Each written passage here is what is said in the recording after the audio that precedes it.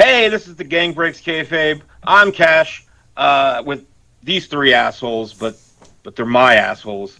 You have three assholes? Yeah, three. It's you guys. That was going to be for our Forbidden Door review because I watched the previous week's Dynamite, and that's what... I didn't know. One of the three is your Forbidden Door. I get it. Yeah.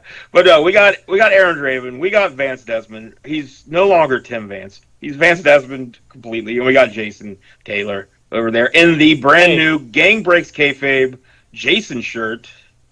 So here, I know why my name switched back because I support Tim is other dead again. Independent professionals. He's over there marking for himself. I see how it is. Yeah. But Tim is dead, you said?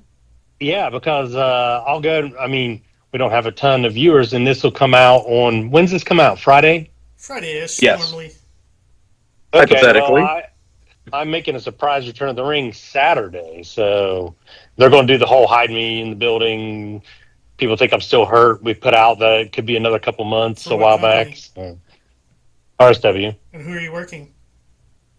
One of Cheeseburger's guys. He seems pretty good. I don't know. Sal something? And what's the finish specifically? McNugget. Oh, no. So I'm booking this. I already pitched something anyway. But to finish this, this kid's getting squashed. Yeah. Because when I left, I was on like a losing streak type of thing anyway, and I got hurt. So I'm like, my credibility's like, Bow. So I told Tim, I said, whoever you're booking me against, they're getting pretty much squashed. I'll give them a hope, but I'm going to be the babyface squashing. Tim's going to be like our one listener listening at the premiere, and he's going to hear all this and call you up and be like, that don't work for me anymore, brother. No, Right. It's completely the conversation I had because he wanted to book me in something more competitive with a good guy. I said, no. So give me somebody, give me someone to squash, to feed. And we had a trainee in the spot, and I wanted to do, well, since this isn't happening, he's like a body guy. I wanted him to start treat the fans to a pose down that he's the most jacked dude in RSW, blah, blah, blah. And then my daughter was going to cut him off or whatever. And like, he's really short. So she's going to be like, I'm 12. Am I taller than you and all this? And she's like, and he's going to be like, you're awful brave for little girls. Daddy's not here. And then she's like, who said my dad's not here? And then I come out and just squash this kid, and that's it. But now it's a kid I don't have anything with. He's never worked RSW before. I don't know what it is. So it's just a traditional good old squash. Good guy Vance Desmond beating up the young kids. Right. Mm-hmm. Hey, you can start to get over when you're 41. Till then, you get squashed. Good guy sending his daughter out there to entice a fight. Yes, basically, yeah. It's like, why'd you let her do that? Did you beat up this guy for it? Just watch your kid, Right. My thought would be, how long have you been cleared? Like, you guys have just been showing up to shows with her hoping somebody would be doing a pose down to make it work? Right. Well, and I did show up at not the last show, but the one before to make a save or whatever and do a curb stomp. So I have been showing up at shows and sitting in the crowd sometimes and walking around and stuff. So people have talked to me and seen me. So it wouldn't be odd for her to be there and me to even be there. But yeah, She's going up some of the guys at the other shows and being like, "You're getting in pretty good shape. Like, probably be funny if you went in the ring and like challenged somebody to a pose down." Just saying, like, it'd be just saying, I would. That's what I'd do. Tell Tim Cross, I don't think you have enough pose down challenges. I am what's funny is I've become the old sports entertainment guy because I like to have some kind of like, I don't know, sparkle up like I'm always Well, we got our episode title, baby. Yeah. We've also got Vance Desmond's new nickname. Violet Vance Desmond's out. It's Sparkle Up Vance Desmond. But make it shiny and like make it. I gotta finish this point or I'm gonna forget it. But make it like sports entertainment and like I'll do like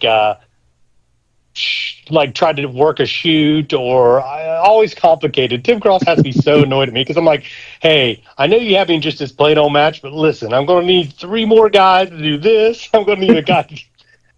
Well, I know you're getting old, so you might be forgetful, but that's how you've always been, buddy. Yeah, but now I have such a veteran card, and Tim Cross loves me. He's lets me get away with anything. Before people would be like, no, we're not doing. Fiona's showing up with their own rider list. She's like, listen, I'll only be in your locker room if I can get. Like, what? What's funny is I once politicked in a match to get out of a match with Ricky Steamboat Jr. so I could wrestle Draven. I remember this. I remember that. Trick ended up working him that night, and he's like, oh, man, you made the right decision. Well, that was supposed to be like, I remember when like you first told us, and we were all like, because that dude was supposed to be going to WWE, right? He was in FCW for a while. Yeah, but we were like, oh man, that's awesome. Like you're gonna work a dude that's, and then I'd never heard of him again. Like you not working him, I think derailed his career. Is his claim to fame? He got signed to FCW and he got a back injury that was career ending. Oh, okay.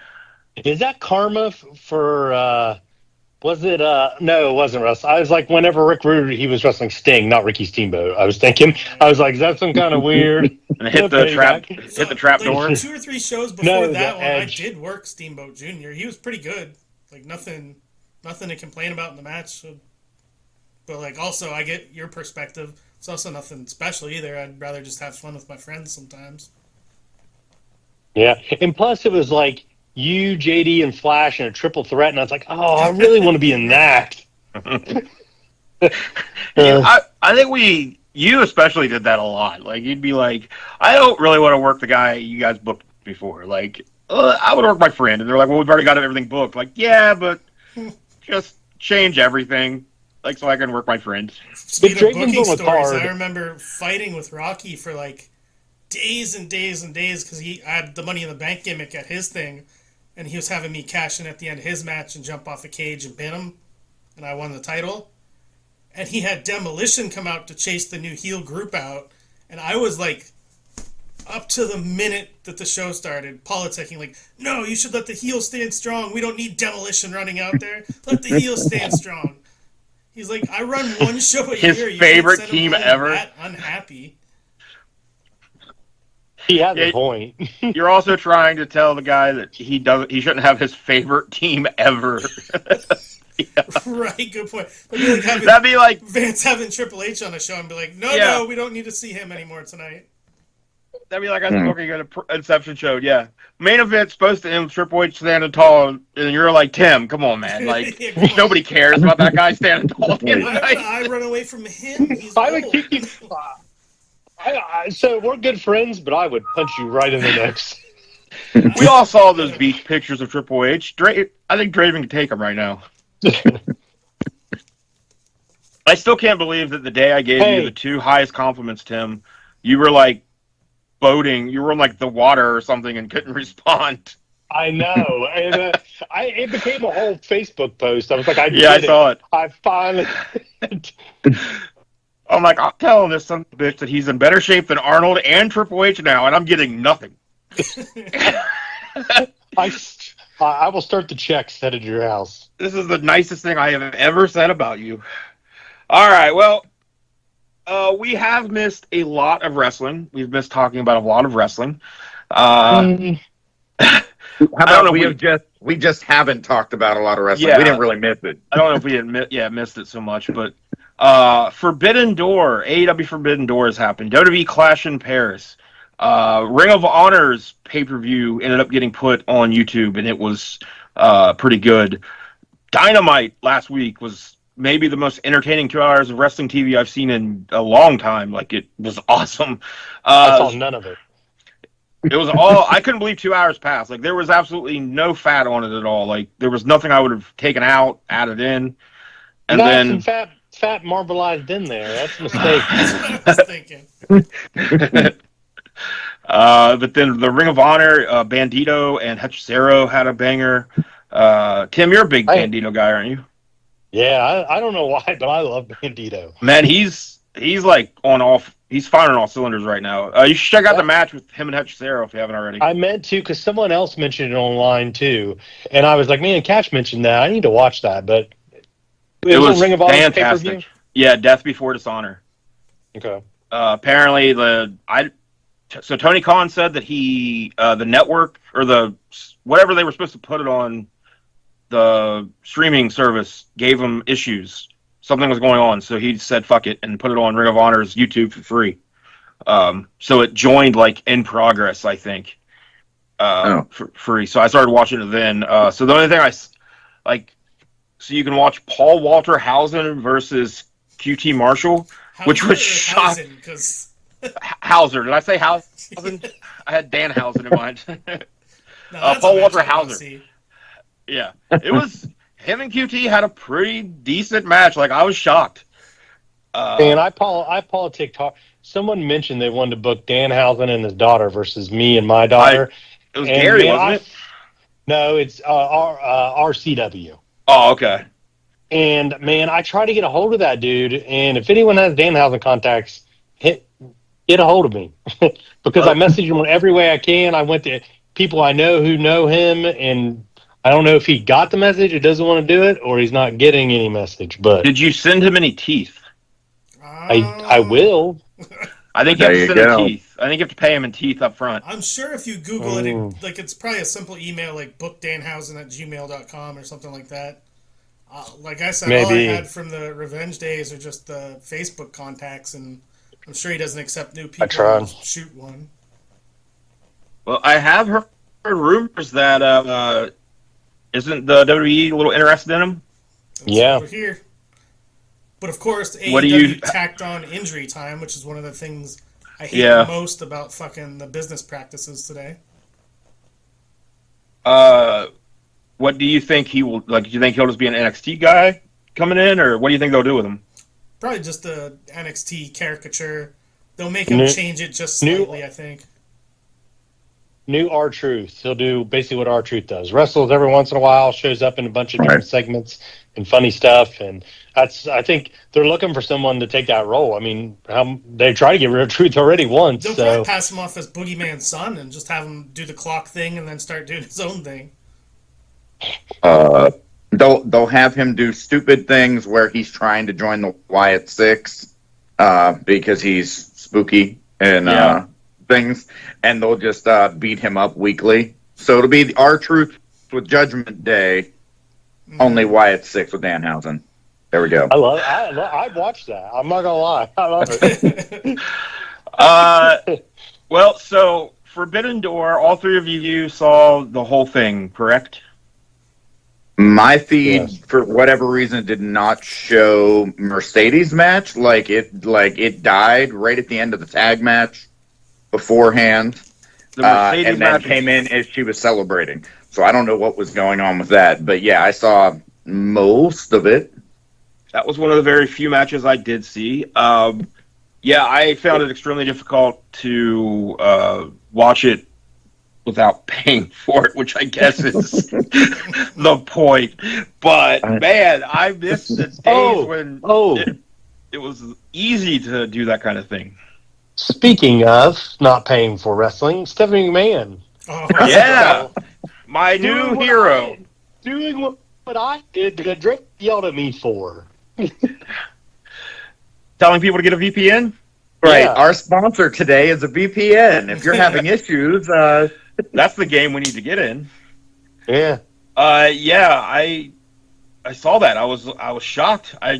Then I was like, she doesn't know what that means. I was like, does she know what a VPN is? Like, did she hear her kids talk about it that morning? And she was like, I'm cool.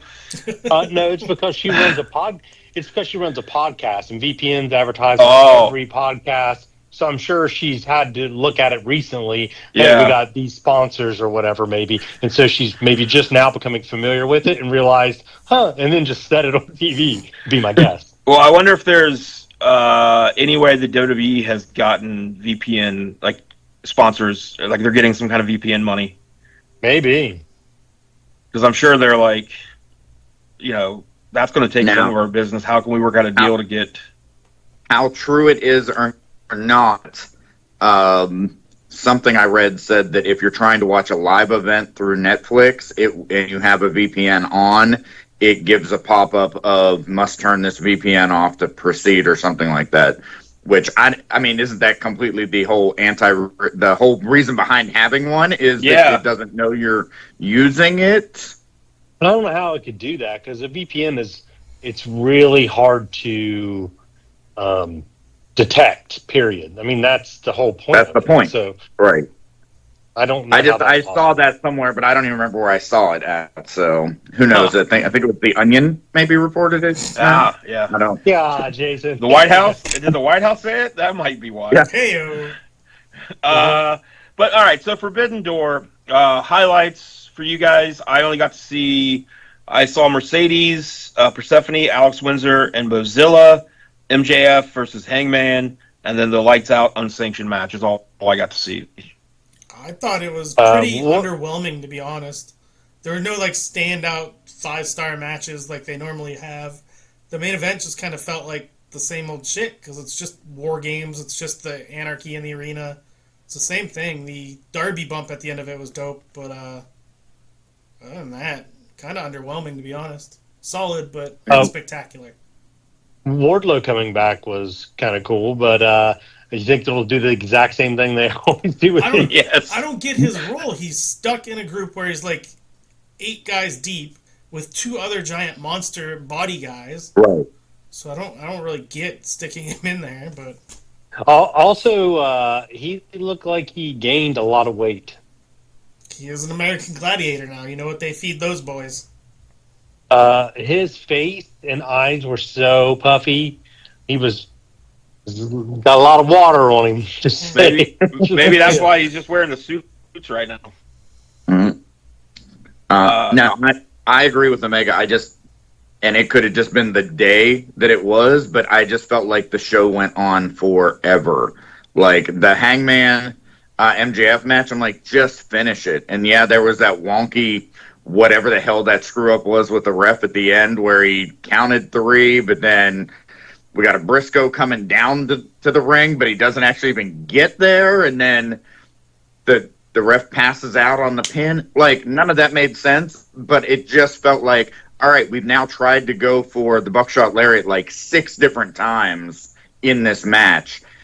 It's enough. Let's just get over with whatever. And it, my new favorite line from Unreal, it was just overproduced. Like, we didn't need the walkout, not even a run-in. The walkout at the end, whatever was going on with the ref. And then even with the main event, I know we had talked previously about, they set the ladder up and Tanahashi climb the ladder and they all just stop to watch him, but then no one does anything. There was just so many things. It was what were you going to do with that? Other than, is he going to jump? He's an old man. So MJF match, so the ref doesn't see Hangman's foot on the ropes, right? Counts 3, and then later on goes back and sees it. So from now on, if I lose a match, 1, 2, 3, my feet aren't on the ropes, I'm just going to go ahead and put my leg over because maybe he'll think he missed it. Yeah. Is that something we can do now? Is that a new... That's definitely something you can try. I don't think a baby face should try it, but... Well, yeah. But right. I mean, I've never seen that ever happen. Yeah, I had to go back and watch because I thought I missed something where maybe he didn't count the 3. I wasn't sure what happened because it kind of when Briscoe hit, I kind of looked away because I was like, well, he's gonna take a second to run down the ring. So then, when I looked back up, Briscoe was being pulled away, and then I was like, all right, so what's going on with the 3 count? And then he sees MJF grabbing Hangman's foot, and he's like, oh no, that 3 count didn't count. So I was like, he could have just been putting his foot on the rope. You don't know. Yeah. I feel like they do. AEW, I feel like a lot of the times they involve refs, and I'm not saying it's the refs' fault. I'm saying that they try to come up with too many. Guys. Pizza? Who in the what? He's He's gone. he just won't show off that picture. But yeah, anytime they involve the refs in a spot or whatever in a match, I feel like they always try to overdo it, and it just comes off bad. Like, it's hardly ever smooth with that. Right. And again, I don't think it's the ref's fault. I think it doesn't make any sense. But I thought that match was good, other than the fact that I didn't think there was ever a question that Mercedes was going to win. Right.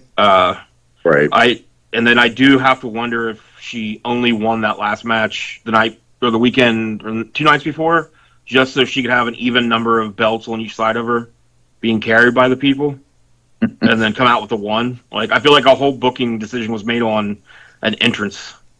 Right. But now Mercedes is doing I think Ultimo Dragon had 10 belts, was how many he had. So now she's saying she's going to win more than that and be Ultimo Mercedes, I think she said. Mm-hmm. But yeah, it's eventually coming down to her and Toni Storm, right? Like in a rematch. I don't know. I kind of don't see a direction of who the next person to beat Tony is. So I have a Mercedes question for you boys. I see people who I usually agree with wrestling on hate Mercedes or love Mercedes, and that seems to be like, I know a couple people who just think she's a terrible worker, and I do not at all. No. Am I the only one who thinks she's... No, she's great. I was really Who's saying she's not good. Tim Cross thinks she's terrible. Well, I could go on for minutes about that. I usually agree with him when he knows someone can work. Like, as far as judging if someone can go in the ring, Tim Cross knows if someone can go in the ring. Like, well, I feel like when she first got to AEW, there was she got shit on a lot for, clearly she doesn't know how to do her own promo. WWE must have been feeding her all her lines, and it sounds terrible. And when I say everyone was saying that, I just mean Cole Cash. But I feel like somewhere along the way, that kind of animosity, I won't even say hatred, but animosity about the mic work somehow transferred over into the match work also. And that's where it's really coming from. It's not really about what she's doing in the ring. It's just more about the overall package, either people not being interested in the gimmick, the CEO being forced down people's throats when she first came back, and then it's just a matter of, well, that's what I felt about her a year ago, so that just must be what I still feel. They're Charlotte. Yep. Well, I was really down on her when she first came into AEW, and I just don't think they brought her in very well. I do think they were either trying. Her promos did not seem that good at first, and they kind of made her out to be like the greatest of all time when she came in, and then she just didn't wrestle anybody for weeks, and it was like, you have a roster of like very good women that you've been pushing as the greatest women's wrestlers on the planet, and now you're bringing in this one that's like supposedly better than all of them, but she doesn't wrestle. I just felt like they didn't really know what to do with her. This. If you are WCW in the 90s and you bring in Hogan, are you going to put his first match on Saturday night? Well, no, but like, it took forever for her to have her first match. Was she injured though when she signed? Maybe. I just feel like they signed her at a time. That's what I was thinking, but still, yeah. When she was in the crowd at the one All In is when they signed her? Either, I assumed that or before, right? No, she didn't sign until like March of the year she worked. It was like a month and a half at most that she didn't work. Oh, I felt like she was there forever, not really doing anything, because it seemed like they signed her so they could get her and say they had her, but they didn't really have a plan for her. No, she was still with New Japan when she was in the crowd before and stuff. And it was after they had to wait till her New Japan contract expired, and she went right from New Japan to AEW. And she started she started right after our pay-per-view and then worked the next one. I don't know. Yeah, I didn't think her start there was done very well, but she's amazing in the ring. I mean, I don't know how anybody can say she's not. One of the greatest in-ring women of all time, maybe. I think I don't like her. probably got it right. I think a lot 10. of the hate for her work is coming from hate for her personality or the whole package or whatever. I think he's spot on with that. Yeah. I don't like her one finisher that I don't know if she even uses it now. DDT, fucking gory special DDT. Yeah, I'm not a fan of that. I like when she Never does looked the. good, ever. Yeah, the submission finish is a lot better. But yeah, and then Draven, I know you thought, so Tony Storm wrestled Athena, right? At Forbidden Door? Yeah.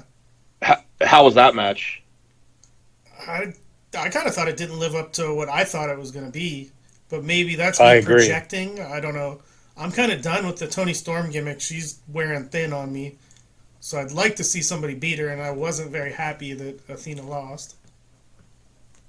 Well, if you haven't watched it yet, check out Athena versus Mina from that Ring of Honor pay-per-view. It's the main event because it is so good. So good. Wow. Yeah, Bandito and Hechicero, and then that match, like it was back-to-back.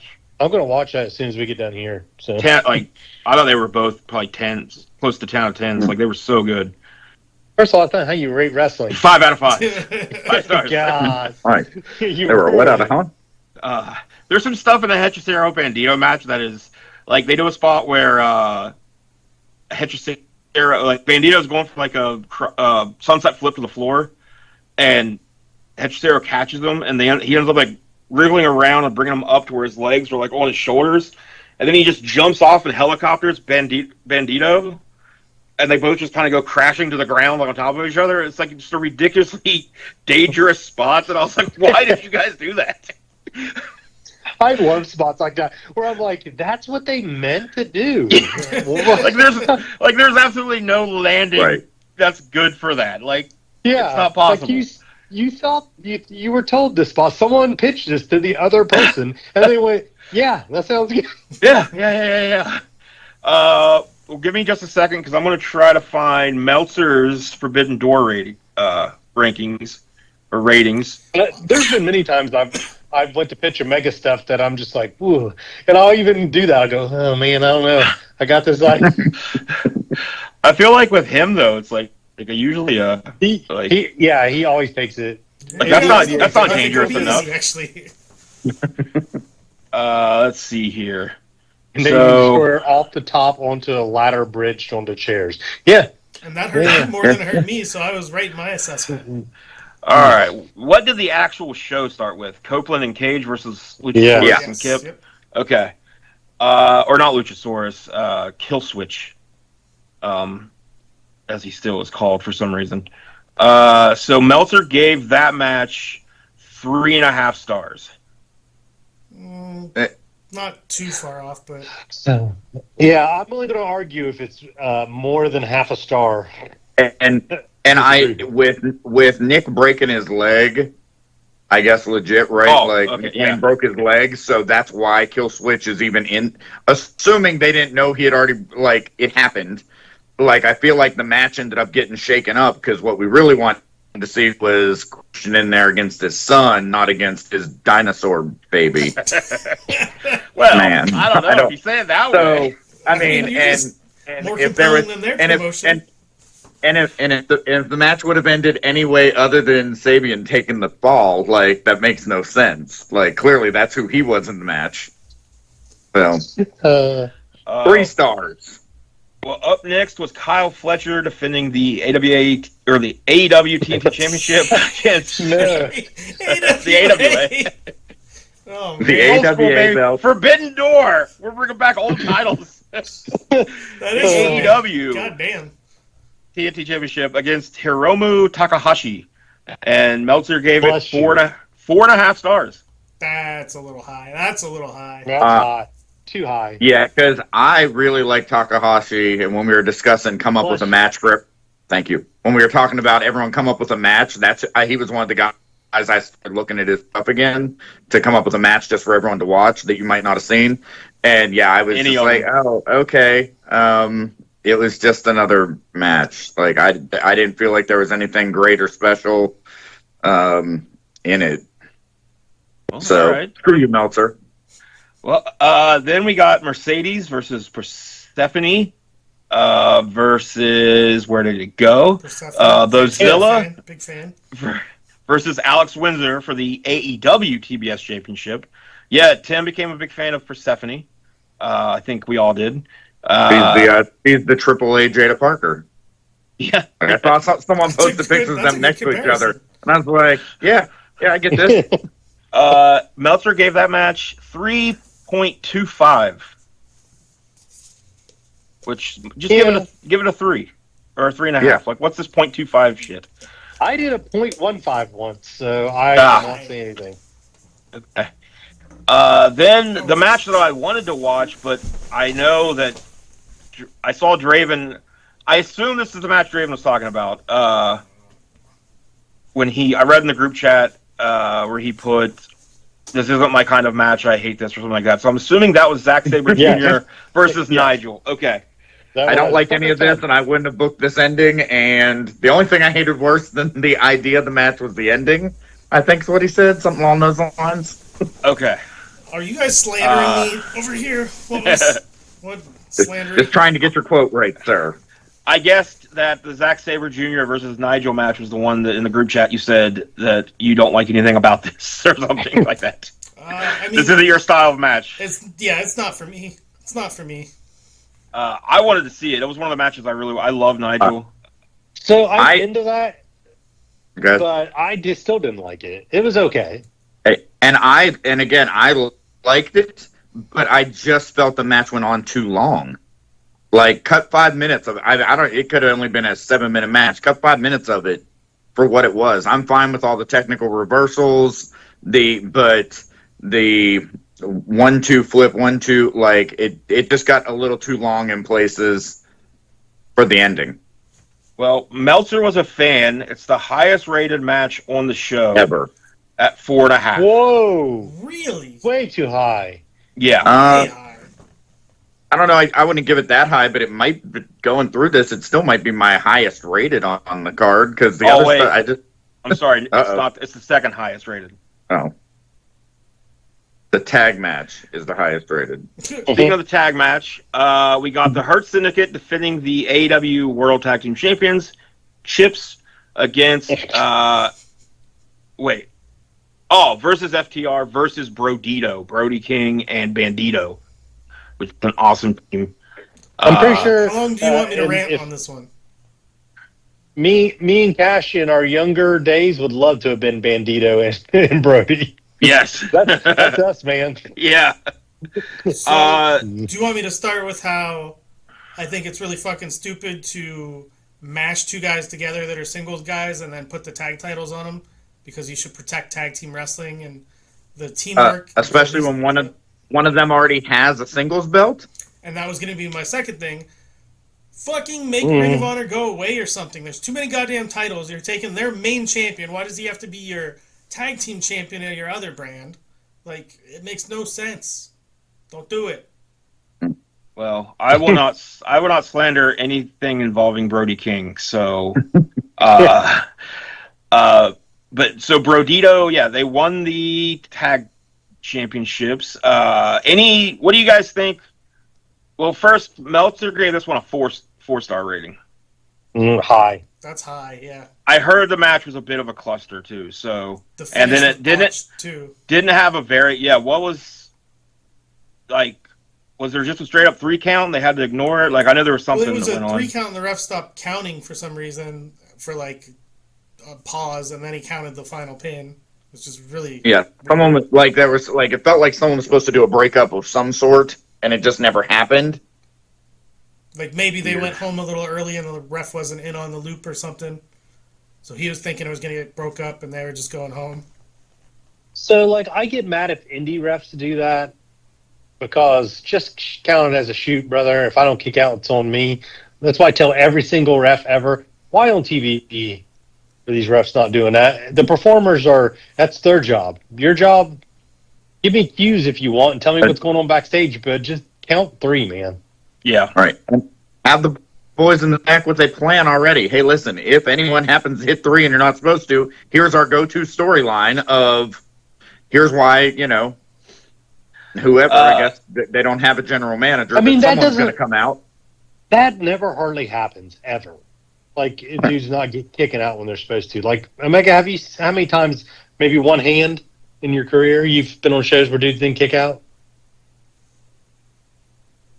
I don't think I've been on any. Oh, really? I can think of a few offhand, but.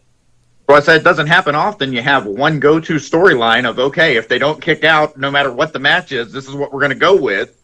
And then you're already set if it does happen to happen. But, yeah, again, same thing. This match, it went on too long. It got too sloppy as it went. And, again, now what? The Hurt Syndicate just loses their belt to, and then what? Where did they go now? Like, they had their whole whatever was going on where MGF was with them for so long and then not, or tried to get in for so long, and now he's there and now he's not, which, what happened with that? It was just like, there.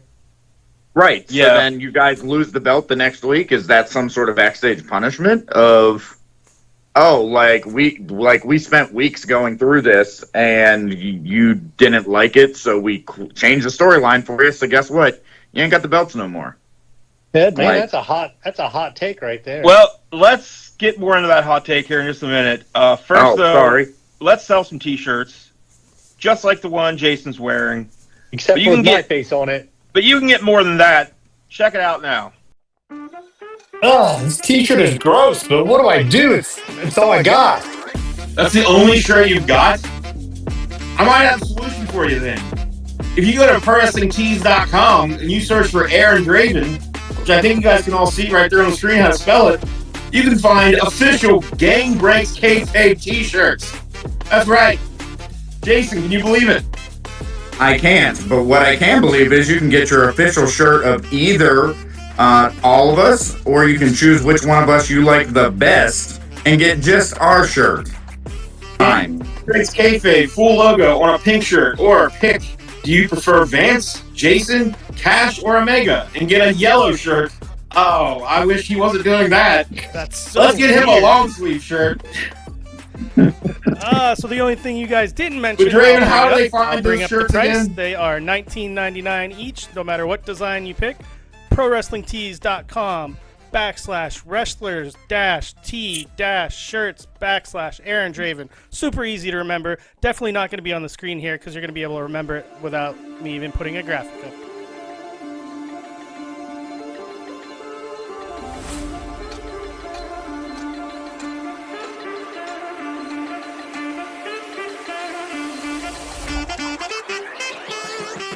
And go buy them. That way I can afford to buy one for myself. I don't need this anymore. Oh, God. Here we go. Lord. Here we go. That was the whole reason he wanted to do this, is so he can take his shirt off. Right now, to play this damn game.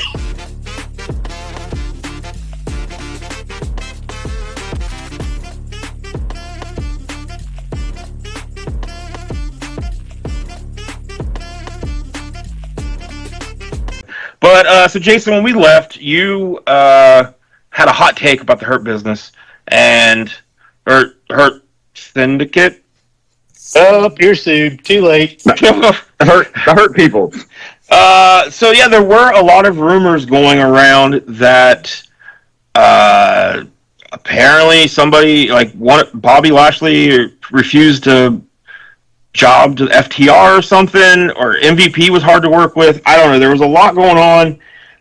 Then they all kind of seemed to try to blow past it and act like that wasn't anything happening. But then with MJF dropping out of the group after weeks and weeks of stories, and then them losing the segment at that, it wasn't even a hey, we jumped him or anything.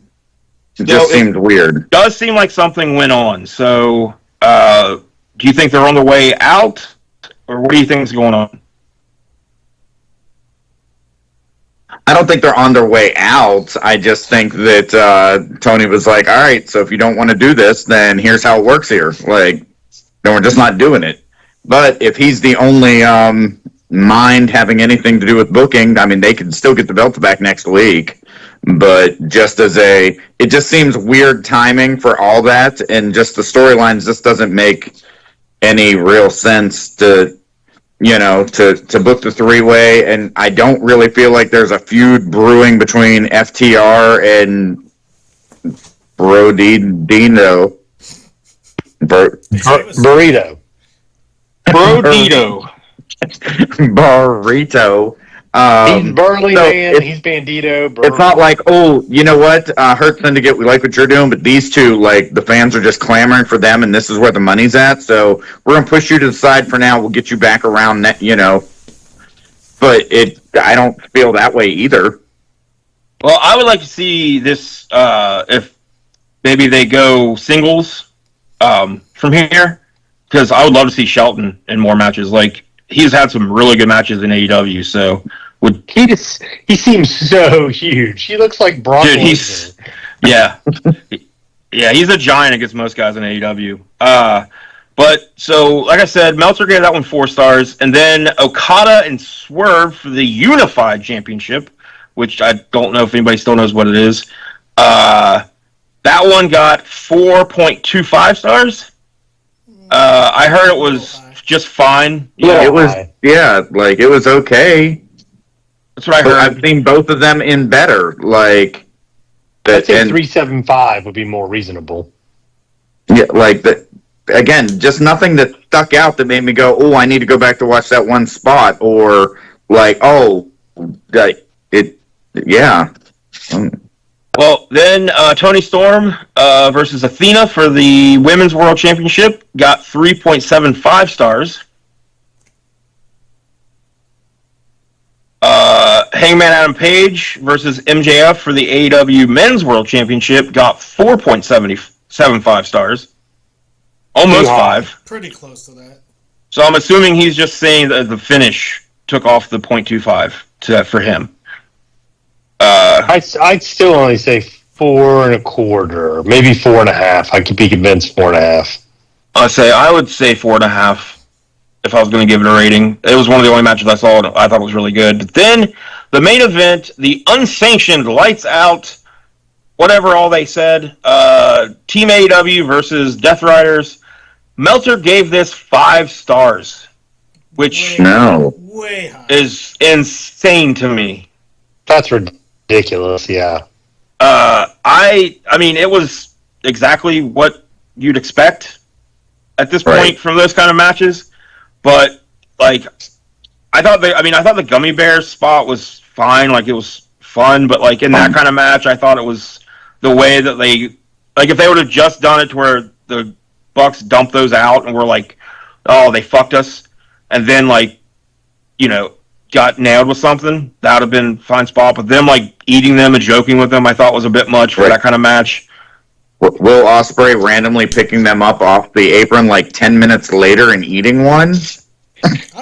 Fiona was like, I would not eat that. Good Lord. In the ring, you're laying there, you're like a little fucking blown up, you're a little hungry, you're a little thirsty. You wouldn't eat one of those gummy bears? I'd eat up the gummy bears. I'd eat the Well, I will say something gross I've done being thirsty in the ring is drink beer, which I hate beer. I don't like beer at all. Through a mask, like through mesh of a mask while wrestling, and that was refreshing.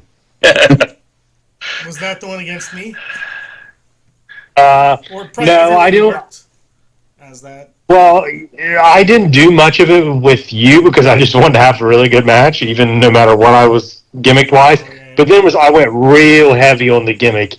Like against Sean Day, the finish was he knocked a beer out of my hand. I beat him up, did the Stone Cold in the corner, fell asleep, passed out, and he shoved me off and then pinned me, and that was the finish. So I went real hard on the gimmick in later iterations. How many times did you actually work as El Drunko? Like 5 or 6, maybe. Ours, you were busting out burning hammers and shit. You weren't the drunk guy at all in that match. No, I was Vance and Desmond just wearing that costume. So yeah, I thought the match was fine. The there was random stuff that didn't make sense with like Jason was talking about it where Tanahashi went to climb the ladder and they all stop him, and then Ospreay climbs up. But that whole 2 minute, 3 minute stretch where all this is happening, everyone's sort of just chilling and like looking at each other. Moxley's just sort of like wandering around, doesn't know what's happening, and then when Will Ospreay starts to climb, everyone just stops and watches them. Like, it's just one of those things where you're like, you guys have to keep working. You can't just stop. Like, there's people watching you. How much of an announcement did they make before the show, before the match, that, Will Ospreay shouldn't even be walking, let alone be in this match? Because even the video they show at the beginning before he came out was like, he's retiring before the match starts. Then he takes the next shot and he's like, screw this, I'm Roman Reigns in the Rumble. I'm just going to sit here for the next 45 minutes on the outside. No one even come over and look at me. That video was a banger. That's the best video. Yeah, nothing against the video, but it definitely was we're not going to be seeing him again ever. I thought the video was really good. I don't like that they did the neck crunch gimmick to Ospreay at All In during the main event. Like, why did that neck crunch with the chair not hurt him? He was able to come back the next week. Oh, yeah. This one puts him out for 7 years or whatever the hell it's going to do. Man, I forgot about the other neck. Like they thought he wasn't going to be able to work after that, and they found out they could get him cleared for the one cage match idea. Oh, we'll just redo the angle and nobody will notice. Wow, you nailed it. That's exactly what happened for sure. The only other thing I thought about the match really was like at the end where Marina Shafir was the only one that knew how to climb a cage. And like Ibushi was like throwing his whole body. He was punching it at one point, which is pretty hilarious. He was throwing his whole body into it. Like, they're all just kind of standing there like, we've climbed cages a million times, but we don't know how to climb this one. It's different. First of all, what you do in that situation, you drop to your knees and go, well, that's what you do. Overall, sounds like Forbidden Door was just so-so, not the strongest AEW pay-per-view. Like I said, I would recommend watching the follow-up Dynamite and then the Ring of Honor pay-per-view because they're both really good. I'm going to watch it. Get off my case. Well, check out Dynamite too. But then WWE, we're going to skip Heatwave. I don't think any of us watched NXT Heatwave. Jason might have. I didn't know what that was until you said NXT Heatwave. You said Heatwave was like the 1997. You said everything. Yeah. Let's not skip that. Let's talk about it. I have no notes. Okay. So we're good. Well, then WWE put on Clash in Paris. I saw none of this. Saw 0 seconds of it. Okay, same here. I saw most of it. Okay, Jason. I believe I saw all of it. Well, we'll go through with some quick thoughts here then. Okay. Opened up. There's no Meltzer ratings for this one, so we're just going to get the Vance and Jason, the Vance Taylor ratings. You heard me. Opening match. Genetics there. Roman Reigns defeats Bronson Reed. Go ahead. Man, Roman Reigns. That's it. He's good. Man. He's pretty good. He's going to make my Mount Rushmore. Like, the dude is just, when you watch it, it's just like a big deal. Just watching his matches feel like a huge deal. I'm like, oh man, Roman matches first. It's bigger than whatever world title match they got going on or whatever. He just seems like a big deal. And they need to do whatever they did to make me feel that way with other people. because who would have known that Vince McMahon was right? This dude was a star. No, and let's not give him credit there. No. Because if he would have the same gimmick and the same look, he never would have caught on and become that big. You're 100% right, but he saw it, and I think a lot of other people didn't even see it. He just didn't know what to do with it. Yeah, he didn't know what to do with it, but he knew this dude was special, and he just messed it up with all the stupid ideas. But to smush the colander until Roman was savvy enough to start taking his own control. Yeah, basically. And so, but yeah, That's it. That's all I got to say is my acknowledgement of the tribal sheep, I guess. He feels like his matches and his aura, as the kids are saying these days. I think Jason, is that what the kids are saying? That was most definitely said a couple times during the match. In all honesty, I figured. So I feel like he somehow feels more real than a lot of other wrestlers. Like, he feels like he could be at any fight game. Like, he feels like he's just this, like, because he's playing Akuma in Street Fighter. And I feel like he is just like this he's this fighter guy that could be in any kind of combat. He just comes across as like a warrior almost to me. Like, he just feels so legit now in his current form. He just checks every box. Like, all the things you're told that a wrestler should be, Roman is. One box he doesn't check. He's not flippy. Man, he'll hurl his ass over the top rope though. Yeah. Oh, that's true. That tag match he doesn't do. He did a top rope flip dive. That was a flip. It counts. Yeah. He's just handsome. He's a good looking man. Except for those goofy veneers. Every time I'm like, did they not have him in a smaller size, bub? What was it earlier? Like, horse teeth? Yeah. Donkey teeth. Like, we get it. Your teeth are fake. We get it. Yeah, at one point, Bronson tries to acknowledge me with the Shula Fala, and the crowd boos him. Perfect chance for Roman to do it back, and he doesn't. And that was definitely when there was what? Is he not going to try an aura farm going on in our house? Like, I didn't know that phrase. Yeah, like he didn't. Like, it literally happened during the match. My concern was, all right, so he's going to beat him. Now, what does this do to Seth's group that they're just continually getting beat now? Like, what are we going to do with them? And then the aftermath was just fantastic. Like, yes, you got your win, but guess what? You're flat now. And the way that they just kept fighting to get back in there to attack him more and more, we were just laughing.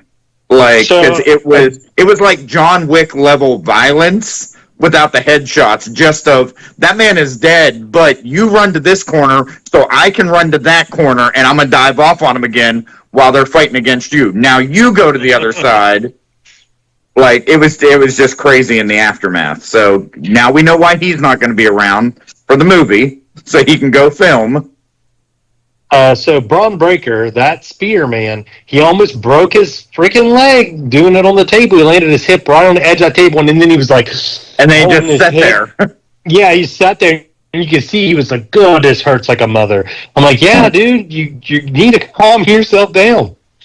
I can see him starting to adapt, like, maybe the jackhammer, something like that, as his finish at some point. Right now, that spear is so over, though. Yeah. But just the way he does it, that leap is incredible.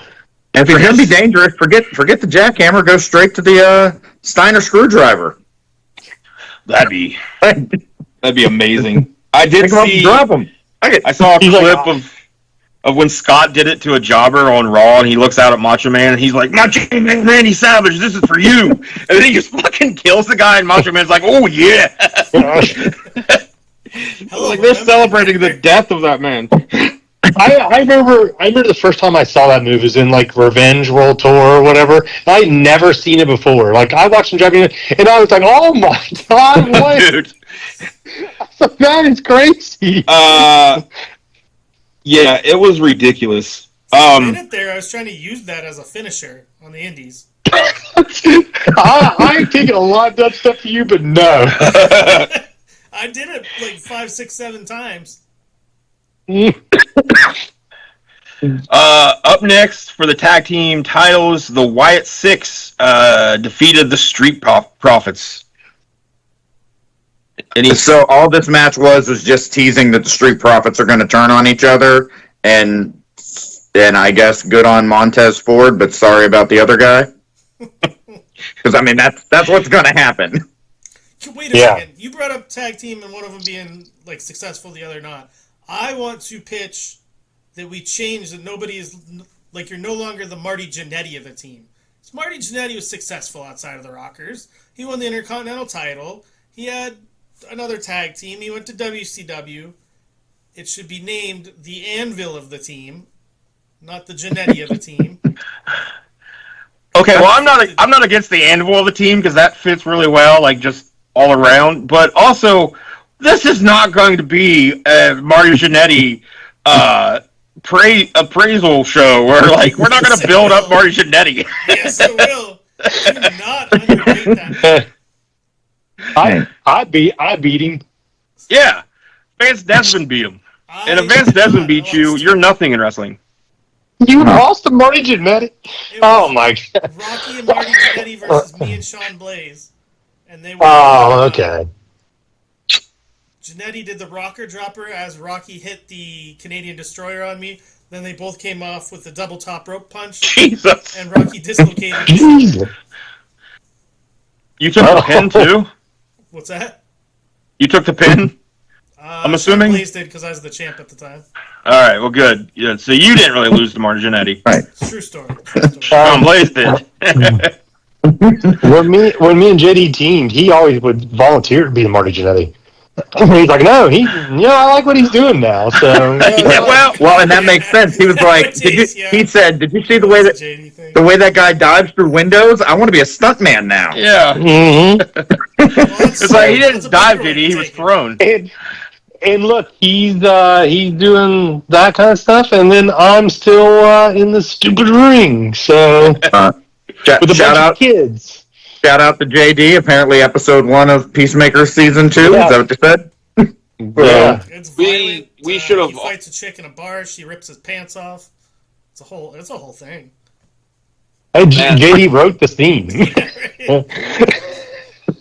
We should have followed him.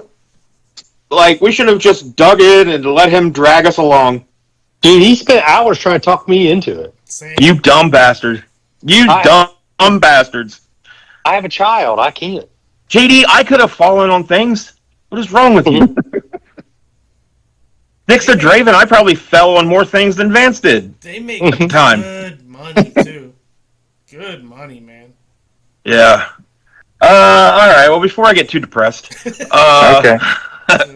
Up next, Becky Lynch defeated Nikki Bella for the Intercontinental Championship, the women's IC title. I heard this one was very bad. Like, that they had absolutely zero chemistry.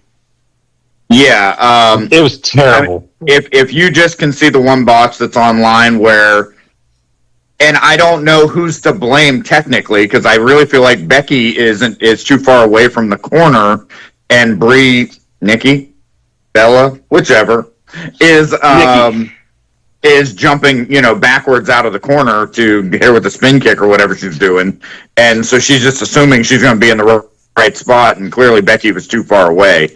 But yeah, I don't know if it's just ring rust or the two of them just don't get along like in the ring well together. But yeah, it was not good. Again, we could have had a squash, and I would have been happy. Okay.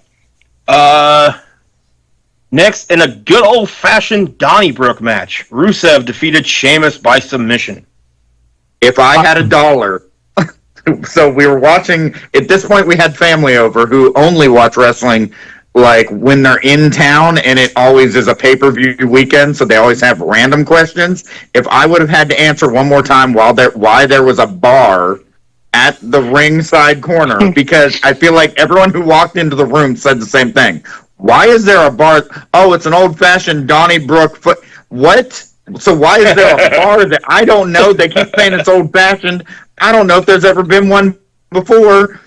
They just need something to throw at someone or to put someone through, and that's the thing. An old-fashioned and then when they need a space to make the old-fashioned. Yeah. Oh, there we go.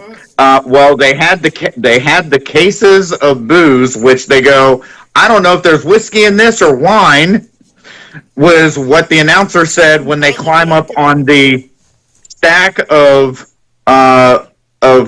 kegs that were there, the casks that clearly were not level. So the ref is like holding onto it so they can get up there, and it was so dangerous. That was scary. Even though, yeah. in all honesty, the drop would have been like from the second rope just to the mat, because the tables were so high compared to what the actual drop was. I felt like it really wasn't too big of a jump. It was like a barrel. It was about to fall apart at any time during through a table. It was about one barrel's distance. Like the table was one barrel high, and then they were one barrel above it. So that was all the drop was. Maybe I've seen Sheamus. I've seen Sheamus hit the Irish curse, whatever, off the top. So, or hit move on Rusev. So it was a smaller drop, but the drama was there. Yeah, the scary part was just, are they going to fall off these? Right. It was more about the balancing. And again, both their backs looked nice and destroyed afterwards. But okay, what did they do next? I thought the match was a banger. Honestly, I think Cass would love that. Would love that match. Do you guys remember the APA Invitational, the bar brawl or whatever? Where they had like the. I mean, they could bring that back to where it's just like Sheamus, like a Sheamus banger invitational, and it's just like a big bar, like an Irish bar. They could do that, have Rusev and a bunch of other guys do it. Or just up it and make them a tag team of, hey, we've set aside our differences because we love to fight. So they'll put together the new, what was Sheamus and Claudio? The bar. No, that was the bar. But they were already together in the League of Nations. Sheamus. Yeah. Rusev. And well, and when the crowd, when Rey Mysterio finishes politicking to get Del Rio back in the company, we're 3/4 of the way there. So who's the fourth guy? Wade Barrett. Oh, okay. He could be their manager. Right. I was gonna say he's already in the building, so it counts. Second to last match was John Cena versus Logan Paul, where Cena beat Logan Paul by pinfall. John Cena was really working hard, man. I've heard wings. I've heard that he gave Logan a lot. Like, it took every bit of John Cena to hold him in that double underhook. John picks up and he's just like, oh my god, this sucks, but he hit it good. But man, John Cena, I've never seen that dude have to try. So, I mean, he's not doing anything incredible, but you can tell he's trying to go at the speed he used to, and it is tough. Yeah, I enjoyed the match. Again, I'm not necessarily a Logan Paul fan, but the man is athletic and can get in there. So, and now on to the next. I guess the biggest upsetting thing possibly is just if Cena only has X amount of dates left, is that who he should have used one of them on? If there's no sense of an actual rub for an up-and-comer, a youth, or whatever, if we're not just playing the greatest hits at this point. Good point. Did you say a youth? Yeah, the two youths. What? It's a little Twisted Youth has to be older than him by at this point. That's a little my cousin. That's a little my cousin Benny for you there. Oh, okay. The two youths. Oh, yeah. Yeah. I know what we're doing now. Okay, I can hear Joe Pesci in my head now. And then the main event, Seth Rollins defeated CM Punk, Jey Uso, and LA Knight in a fatal four-way for the World Heavyweight Championship after Becky Lynch came in and low-blowed CM Punk. And then we got Becky Lynch with a promo against Punk Monday night where she smacked and slapped the shit out of him. So we're getting Seth Rollins and CM Punk again in a never-ending feud. It's never, ever, ever ending. How was this match, though? Tim, you said something about, they've basically worked it into Jey Uso's gimmick where he gets blown up during his entrance, so he came up first so he can rest. Well, the commentators said that. The commentators said it. Yeah, so he came out and he was doing it you can tell the eating isn't even hurting his ribs because his ribs were taped, but it was just his kidneys were taped. It was lower than even DDP wore his rib tape, but it was in his pants. That tells you it's not a great rib tape. But they go, and Jey Uso, it's good for him to be out here early because we know his interest takes a lot out of him. Right, and he can rest for the next 3 competitors to come out. Yeah. Wow. I mean, that's one of the reasons I went out first as champion all the time. I'm like, I just need that little extra bit to catch my breath after being so psyched up for an entrance.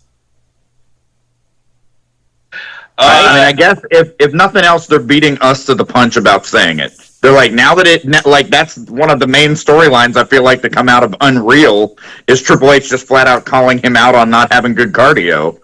And so they're like, listen, people are going to be talking about it, so we might as well just go ahead and make reference to it. I would say no, we won't.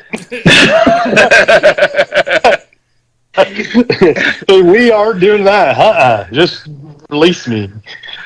Just talk about how crappy I am at my profession that I don't even do cardio.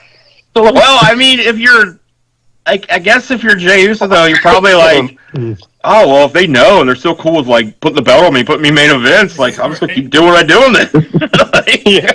Like, he does that for a living. Don't rock the boat.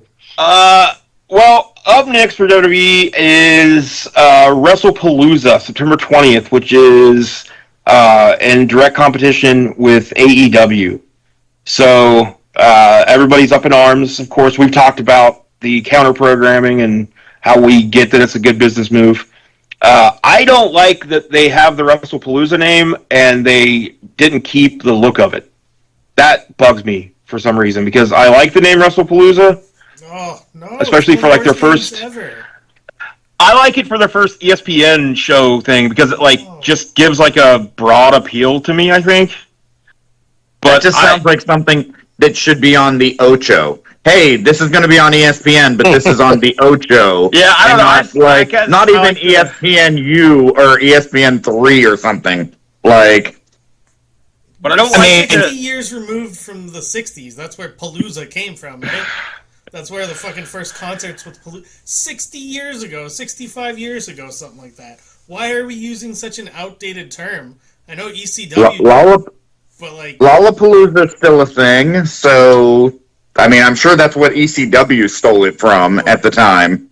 And of course, I don't have these notes here, but I definitely, if you're listening, listener, and don't know what happened during the historic 4 years that ECW ran that show, just look up what the main events are, and you'll be like, wow, this is a reason to keep the heritage going. Like, they were the most ridiculous matches for the main events for, like, 4 running years in a row. Like, okay. Like, you stole Heatwave for NXT. What else? Go with Anarchy Rules or something. If you really want to run against AEW, use Anarchy Rules because that's real counter programming. Because that sounds like something Tony Khan would be trying to buy the rights to. Using Anarchy Rules and doing like a Brock and Cena fucking no rules match would have been perfect branding. Right. Well, WrestlePalooza 1995. The main event was the Gangstas defeating the Public Enemy in a stretcher match. WrestlePalooza 1997. They skipped a year. The main event was the Eliminators defeating the Dudley Boys in a World Tag Team title match. WrestlePalooza 98 was Shane Douglas defeating Al Snow. I remember that for the ECW title, retaining it. And WrestlePalooza final year with 1998, yeah. WrestlePalooza 2000 was. It looks like it was broken up into an episode of Hardcore TV, ECW, and then ECW on TNN. But like the main event's like a weird 6-man or something, right? Tommy Dreamer, the Sandman, and New Jack defeated the Network. Steve Corino, Jack Victory, and Tajiri. And that was the final. And that's the final match to be in this show since then. So clearly they were like, we should bring that back. Yeah. Unless they're going to do it now, if they want to really run with it, we don't have time. But they could run with an ESPN network. And hey, we're on this show now, but we're not going to let you push us around the way the network did something. And it's just Jonathan. Give me a day. I'll come up with a story for him. I'll send it in. It's just Coach. Yeah, it's just Jonathan Coachman. Well, I guess. So before we get to the last topic, because I think it's probably going to take the most time, I do want to mention, because I did not know this happened, but Real American Freestyle held their first show on August 30th. This is the Eric Bischoff. Everyone already knows all this, Cash. It was such big news. Yeah, Even bother. I know. I know it set the world on fire, and everybody was talking about it, but I had my head under a rock, so I didn't know. And yeah, it's just straight up amateur wrestling with angles. Well, there's angles. So just to give you guys an idea here, I'm just going to read you the main. I don't think it's aired. It happened, but I think it aired. They have a streaming deal. Okay, yeah, I thought on Fox Nation, I think. Yeah. So, and of course, we all watch a lot of that, so we wouldn't miss it. But yeah, I've not seen any clips from this. I've not seen anything of this. But on their website, they have a little snippet about each match. So in the main event, a dude named Wyatt Hendrickson won by technical fall, 14-0 over Mustafa Elders to claim the heavyweight world title. So I don't know. Belts? Yeah, I've seen the belt design. They're not too bad. Similar to the original UFC belt design that was kind of like the big gold. So, yeah. Let's see here. Once the match started, it was all none of that really matters, though. After the match, Mason Paris came out on the stage with a mic in hand, gave Hendrickson his credit, but said, "I'll give you your flowers, but I'm back, and this is still my house." This is their first show, right? So I don't know what that means. Arena? You live in the arena. Yeah, that belt's not. I saw the belt. That's not bad. He says, it looks like AEW's title. I fought for the junior high state wrestling tournament in this building. Apparently. And then it says, without hesitation, Hendrickson raised his belt and responded with a smile. "Come take it, bud." And there we go. We've got our next main event set up. That's an electric promo. Come take it, bud. The crowd was behind Hendrickson from the second he stepped out, chanting "USA, USA." So you know what we're doing? You know what's happening, right? They're starting over how professional wrestling started. Yeah. Yeah. They're just like, hey, remember what happened like 150 years ago? And they kind of start doing a little bit of angles. Let's just start over. So, It'll start as based in it being, merge into a work. I will plead my ignorance when it comes to scoring, when it comes to wrestling. But if this is not a shoot, why would you let your main event go 14-0? Like, shouldn't the other guy have been able to get some point during it? Or are these legit fights? Did amateur wrestling out of the group here? No. Yes. Yeah. Wow. I wanted to do it, and I was 14 or 15. I weighed 120 pounds, 25 pounds. And the coach goes, "We'd have to get you down to 105." And I was like, "Well, I want to gain weight. I want to be a professional wrestler, so I want to gain muscle." And so he's like, No. If you'll be on the team, you got to get down to 105. And I said, "Okay, no, thank you." It's 18. There's only 10 people in this high school. What are you talking about? I did it in middle school, so 6th and 7th grade. The third year I went back, I was going to keep doing it. My cardio was so bad on the first day. I'm like, nope, this fucking sucks. I'm done. I'm out of here. So not too. That's how your professional career. Yeah. Well, according to Eric Bischoff, he was quoted as saying, "I'm having the television producer's equivalent of an after-sex cigarette. This has been the most fun thing I've ever done." Good on him. To his head. Maybe. He didn't say lucrative. Maybe they are having a good time. He's like, this is a complete shit show. I'm having so much fun with this because he's like, I've lost money on this. I have to try to get it off my taxes as a vacation. So I need to talk about how fun it was. Right. Well, so they did this in the Wolstein Center in Cleveland, Ohio, and reportedly There were 4,500 people in attendance, which is a lot more than I thought would be there. Really. I think they're doing some WWE numbers there. All the wrestlers count and like refs and. What was that number again? 4,500 people. 4,500. AEW just ran there a month ago and had 1,900. I mean, I think it's a lot for that. Again, I think I said this on one of our episodes. I think the first show, I expected it to do decent, at least, but I don't think it'll continue. I think the first show had, From Bischoff's standpoint, he also isn't going to come out and shit on it after the first show, because then no one's going to be interested.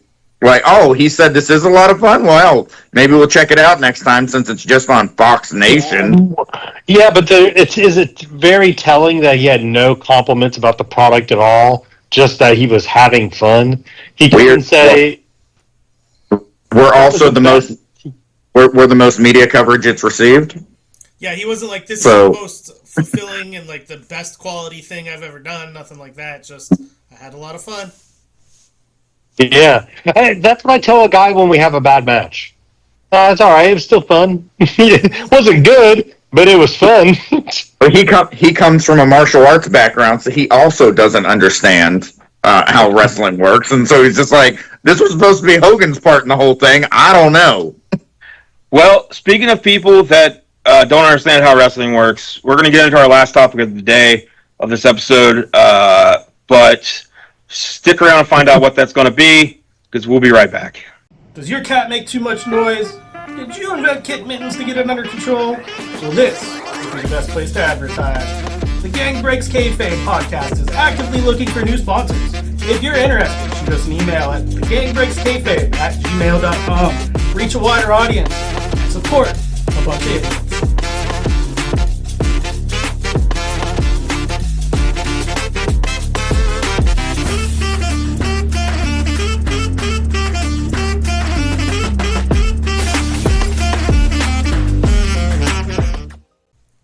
All right, so yeah, thanks to all the sponsors. They're probably not going to sponsor us anymore after this conversation. I feel like this one could go off the rails pretty quick. Maybe. Let's hope not. But let's get into the Rajah Jackson Psycho Stu situation. We haven't really talked about it much in our group chat. I'll give my first thoughts on it. I am super apathetic about it for the most part. I don't really care. Before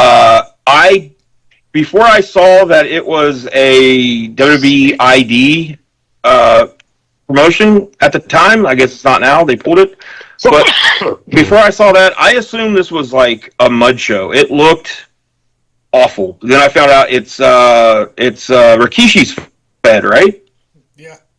But every clip I saw, everything I saw, it screamed shindy mud show in like the middle of like Alabama somewhere.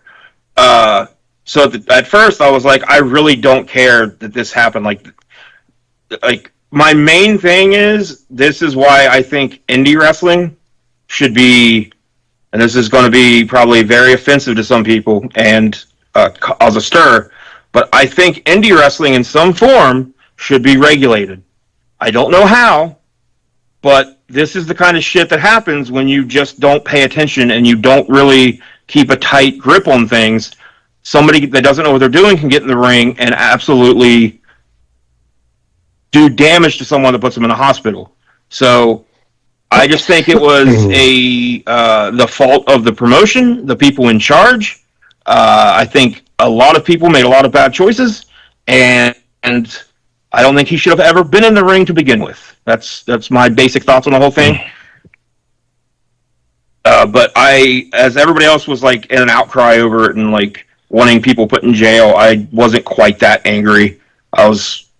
I want Rajah Jackson to go to jail. See, I don't. He assaulted someone. Could have killed him. Yeah, and again, I don't think he should have been in the ring though. Thing either. He's like no talking about it the whole time in his chat. It was very premeditated. Yeah, you don't think he should go to jail? I mean, maybe, but again, I don't. I would almost say that the promoters should be like whoever is like in charge should also face some consequences here.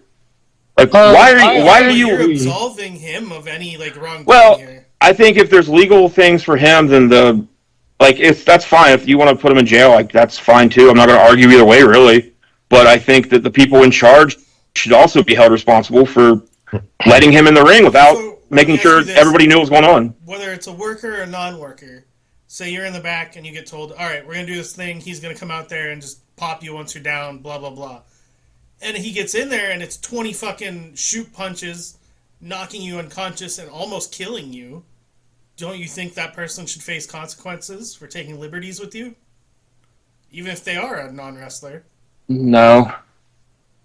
I'd be pissed. I'd be very, very pissed off. But I would also be very cautious about the whole situation. And I don't know. I mean, I know that everybody's saying that, like, Psycho Stu most likely expected, like, just a double leg takedown. He didn't really expect, like, the lift up and slam. And that's why he kind of got knocked out. I don't know. I just think shit happens in wrestling a lot that shouldn't have happened.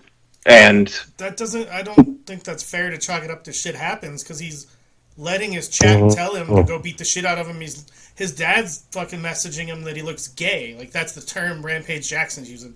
You look gay. What are you doing with those fake wrestlers? You look gay. And everyone's hyping him up. Like, you can't blame him going in there and shoot punching somebody 20 times in the fucking head. Yeah, because I don't know anything about him before this clip, nor anything after. If he is a UFC trained fighter, like, or a mixed martial art, maybe not UFC brand. So if you're in a legit fight and you knock the guy to the ground and you punch him 3 times, 9 out of 10, if not more than 9 out of 10 times, you sit up and the ref is there to stop it, but you've already acknowledged the fact the person I am beating isn't defending themselves and the fight is over when it's a UFC pay-per-view between professionals. So the idea of, well, he wasn't a trained worker in this situation, all right, so put it in a situation he has been trained in. He shouldn't have hit the guy 20 times because he should have already known, clearly this guy isn't defending himself unless he is, I mean, there is no unless as to why to do it, but then that plays to, oh, my dad thinks I'm gay, or this guy hit me with a pop can in the back, so I got to show him who's boss 3 hours later. Just from a mental stability standpoint, like, somebody out. Like, take wrestling out of the equation. If I'm in a fight with somebody that I fucking hate that tried to, like, murder me, if I see that they're unconscious after 3, 4, 5 punches, I'm done. Just like Jason said, a trained MMA fighter would. If you're a trained MMA fighter, you should know more than anyone else that your punches can do more damage because you've been trained and you know the technique. Like, it's crazy to me. He did that many punches, that unstable mentally, and people. So also, I agree that the building really looked like it was a backroom warehouse something. Clearly, their locker room is in the back parking lot. That's why everyone was sitting out there. Like, but with it having some sense of a tie to WWE's ID program, did they not have any monitors in the back? Did they not have anything? Because I've been at shows where the guy in the front row mouths off a little bit too much, and the next thing you know, the entire locker room is cleared out to come out to this guy in the front row that might have just stepped across the thing, not even touched anyone. These guys still all came out like, oh, this is what we were supposed to do. The one guy swinging a pillow. Like, nothing that happened from the workers even seemed to be, oh, he's not moving or anything. And it just was, none of it was handled what it should have been like. Soon as, I would like to think, if I'm one of the boys and everyone's coming out, even if it was supposed to be 3 punches and out, he got 20 in before you came out the back. And then once you get out the back, you see that I'm just laying there, like, and you guys are just kind of like, security guards and from a WWE show separating a fight that's just supposed to boil over again. Like, like, I feel like there were no receipts then given back to him in real time. Like, I feel like some indie workers I know would have definitely got some shots in on that guy. You know, the first kid to try to pull him off was a kid. He was 19 years old, and so he was just freaking out, I think. But at least that other guy really stepped in there. Facade. Yeah, Jack Facade came in and really stopped.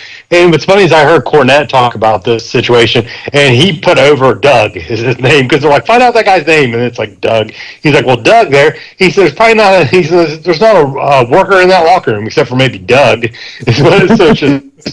Yeah, Doug's going to get some bookings out of this. I would say he seemed to be the only one in the building that had any kind of like worker mentality. Any knowledge, any like understanding of what was happening in front of him.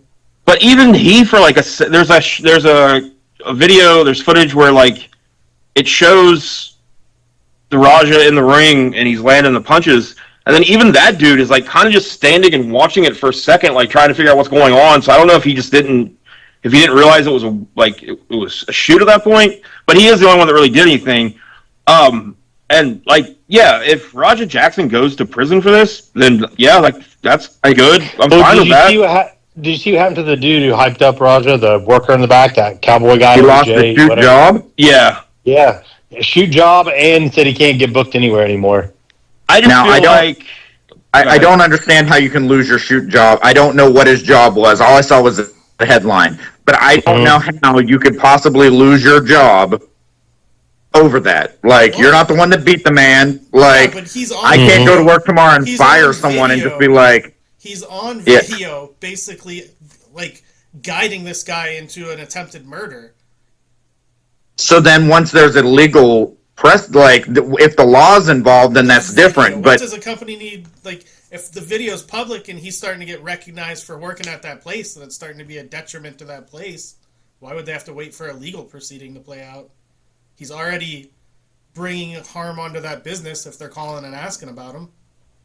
They were probably already wanting to get rid of him anyways for something. Probably. They're like, he never works weekends. He refuses. But with video, I feel like there's also been way too much video for potential. I don't know where we're at legally on everything, but I shouldn't be seeing. I know it was all done in real time. His dad was streaming something, the fight or something, and was getting the updates on his phone. Rampage was. So we got that video. Then we got video of him and Rampage in a kitchen later talking about it. Like, why are you still filming things? Yeah. Like, at this point, the best and smartest thing you should do is not go live about anything. I guess they live on some platform. Like, when I say live, I mean live. Like, wake up, start it, and it's an all day. It's called. I forget. It's called Kick, because it's for the people that have been kicked off of other things for being such shitty. That is actually about to, I believe, go down in flames. Something just happened with that where basically a murder was aired.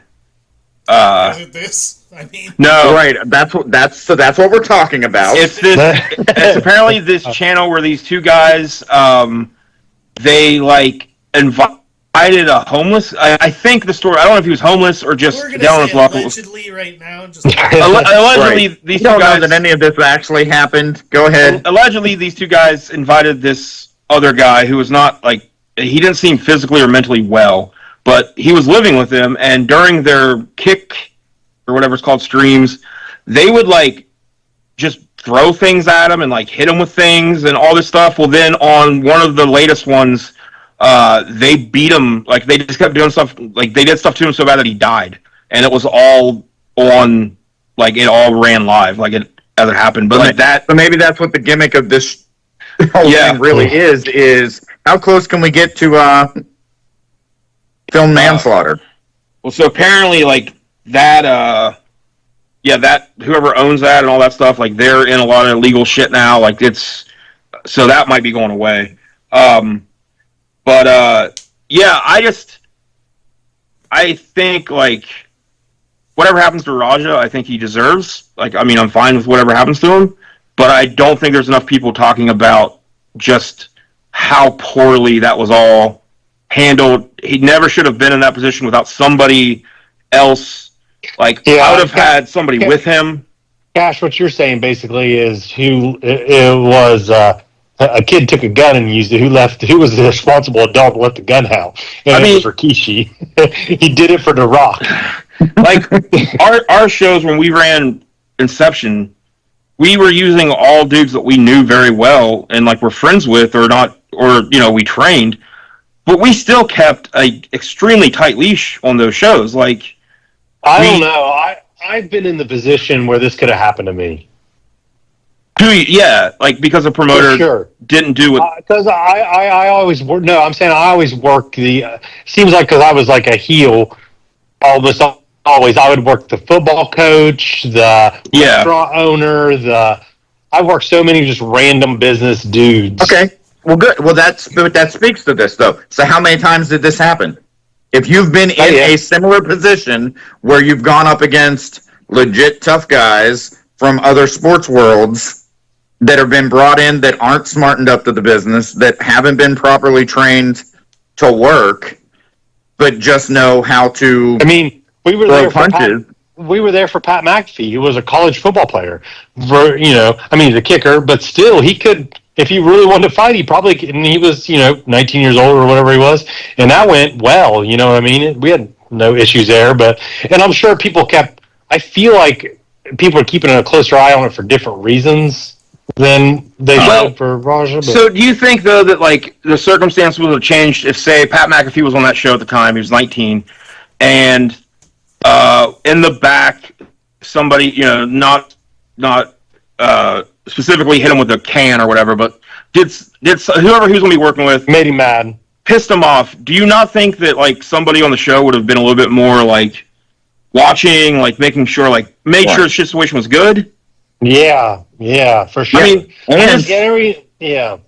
All that does is speak to premeditation. At that, like, literally, if you're like, he hit me with a can 3 hours ago, so now I'm going to go out there and beat this man to, handshake and an apology. It should have been squashed.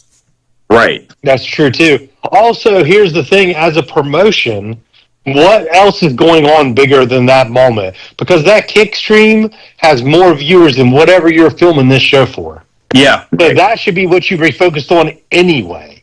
Mm-hmm.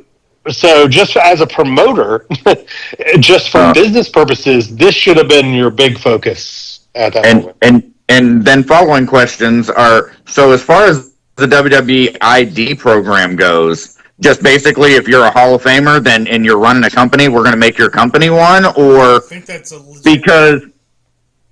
because clearly that's what it seems like. That there is nothing about that production.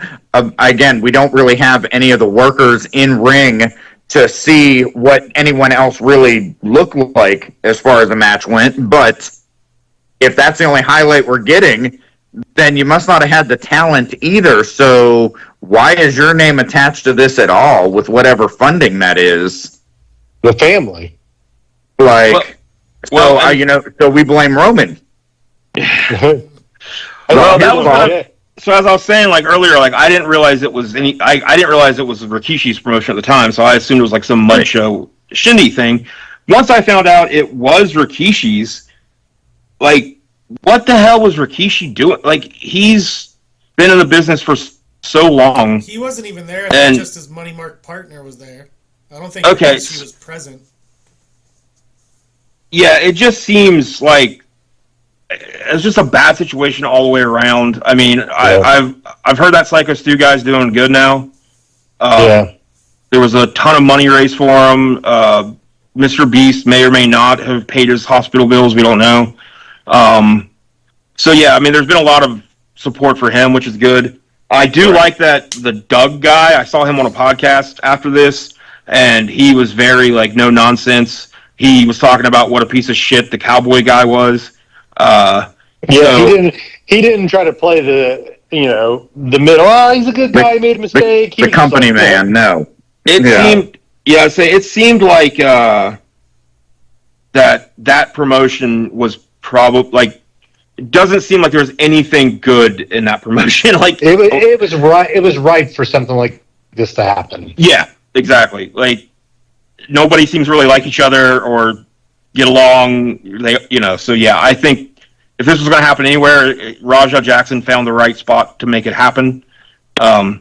This is the most I think anybody's ever talked about him ever. I honestly didn't know Rampage had a son until this happened.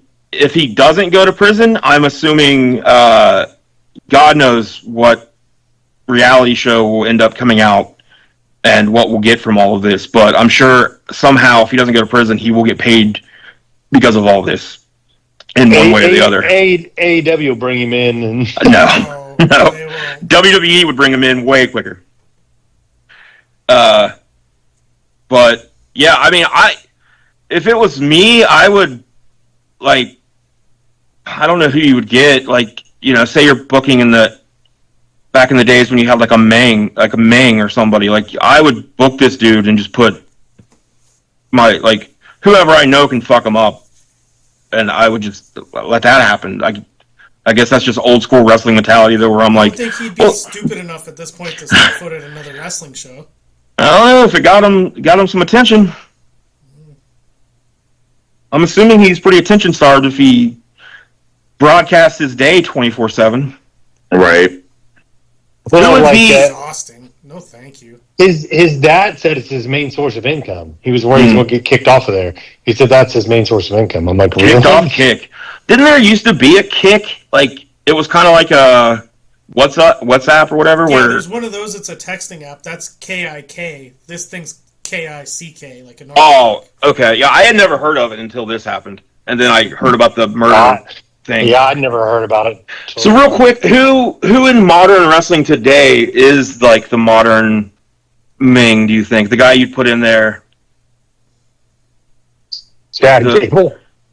Chad Gable, Braun Breaker, maybe. Brock still, of course. Brock still. You think Brock still? Yeah. Well, also like Joe Rogan said, if the aliens came and we're going to take over Earth, they said, "You pick one champion, we'll pick one champion." We got to pick Brock Lesnar. Right. And he's seen every fighter in the world. So I think Chad Gable's a pretty good nomination, though. He doesn't feel like a bar fighter that's dangerous like Ming. He's just an angle. It's like a shooter that if you try an amateur trying to fight him, he's just going to tie you up. But he's not going to bite your nose off. Mm-hmm. You're looking for the whore. Right. So by gimmick, at least you'd send Moxley because he's got forks and he's got spoons and he's got weapons. Darby, Rajah couldn't hurt him. Right. I mean, Rusev maybe. Maybe Sheamus. Sheamus or Rusev. That's what I was thinking. No. I'm now thinking Darby. You just let Rajah keep hitting him until Darby's bones start cutting his hands open and hurting him that way. Yeah. I don't know. And then Darby still hits a coffin drop on. Yeah, I don't know. There's really not a lot of modern tough guys where I'm sure there are, but they don't have to be that now. Yeah. Maybe one of the Viking Raiders. I thought about maybe FTR because when that shit happened with Brett. True. They were looking for anything that night. Mm-hmm. Yeah. So FTR would be a good. Okay, they do this question on whatever podcast it is. You have to take three wrestlers in a bar fight. Who do you take? You do all time. And Ming is not allowed because it'd be on everyone's list. So no Ming. Ming's not allowed? Not allowed because everyone would pick Ming. That's boring. Three people besides me. I'm going Rick Rude, Steve Blackman. Oh man, Blackman's a good one. And Bobby Lashley. Pretty good. Big dude. Jason? Oh. Got one. Who would it be? Now that you said Lashley, I like the idea of the Hurt Business in and of itself. You get him and Shelton. Yeah. Maybe not MVP or MJF. I feel like Brody would be a good, if no other reason. The man is built like I believe the phrase is brick shithouse, and he might just scare some smaller people into just running away just based in, he pulls the shirt off, he's covered in the tats, and if it happens to be against ice, he's down to fight, so, yeah. Using your tats and beard and your bigness that's the whole method of just everybody assumes you know how to fight. I mean, I do know how to fight, but like that you're getting into street fights. Yeah, I used to, whenever I worked at a plant, and so everyone thought and they found out I was a wrestler, so everyone was like, oh, you think you're real tough, want to fight, all that kind of stuff. And I always had the same joke. I would say, as long as you let me win, because that's what I'm used to. All right, so Jason, you said Brody King and the Hurt Syndicate? Yeah. All right. Tim, you got your 3? I've got one, Umaga. Okay. Let me think. I thought about Big Show just because of the sheer look of him. Big Show, probably. Someone would just have to poke him in one of his hips and he'd fall over. I know, we get to pick any. I picked Umaga, he's dead. Right. Well, Yeah.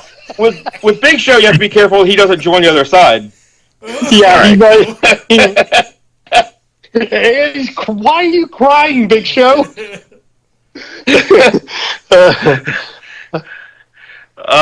So Big Show. I got 2, Umaga. Randy Savage, just because that seems fun. Randy Savage. He'd bring cowboy hats for the whole crew. Yeah, we would be tassels, and it would be awesome. All right, I'm going Scott Norton. Ooh. Oh, good. Road Warrior Hawk and Road Warrior Animal. You could have said right. He's like, I'm going to give them individually. Yeah, I'm going to Road Warriors with Scott Norton. I thought you were going to say and Road Warrior Dross. Present day. Well, I think he could still be fine, like with the Road Warriors there dead. too. He actually died. He's gone. Yeah. No, I think I would just stand back. I would just stand back and just watch Scott Norton really as Animal and Hawk just picked up the people after Scott Norton threw them and they threw them again. Is a great one, man. I really love that. Between man, that me and shoulder Cash, break. There's 4 Minneapolis dudes that all went to high school together. I would basically take any Minneapolis wrestler, really. I mean, graduating class of 1968. Mr. Perfect's in there too, which isn't a bad pick. Wasn't that Brock? Did he go to Minneapolis? Yeah, Brock. Yeah. Wait, so did Shelton. Shelton was his roommate. So that's 5 Minneapolis dudes. Yeah, in this case, I feel like I need to re-up mine and change mine to like the Miracle Violence connection. Oh. And get Gordy and Dr. Death. That'd be awesome, too. And the guy from WWC Puerto Rico that killed Bruiser Brody. Bruiser Brody.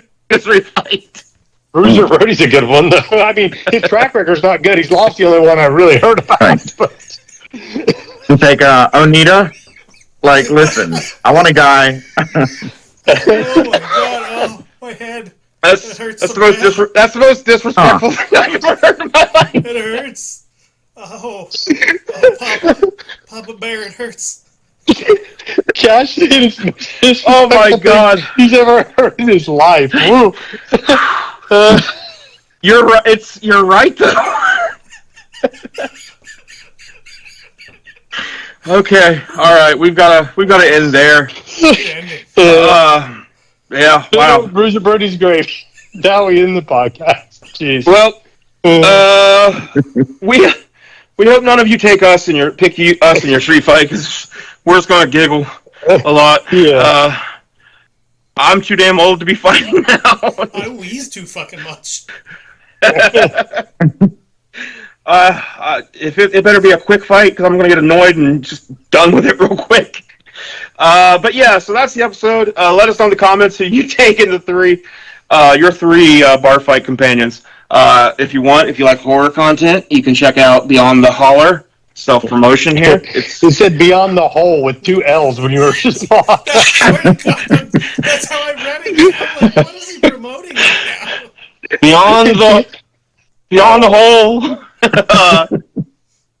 You can check it out on TikTok and YouTube. I'm making horror content now. So yeah, that's what I've got going on.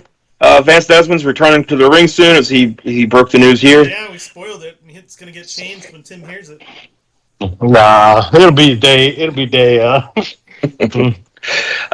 So, thanks for watching. I think we've broke all the kayfabe we can tonight. So until next time, kayfabe safe for now.